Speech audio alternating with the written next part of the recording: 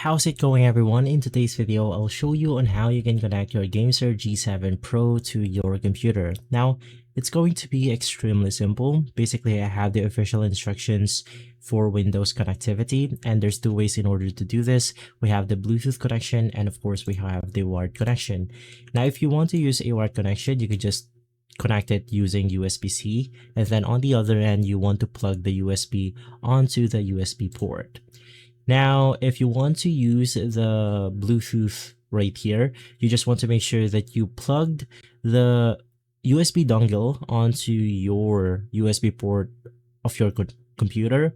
And from there, you also want to make sure that you switch modes between the wired connection, or I mean the 2.4 gigahertz connection, or the Bluetooth connection, because there's two types of wireless connectivity, which is by using the USB dongle. That's the 2.4 gigahertz connection, which is a lot faster than the Bluetooth connection. So just plug the USB dongle onto the port of your controller, turn on the controller, and from there it will instantly connect. But if you want to use the Bluetooth connection, you want to switch it to the Bluetooth connectivity right here.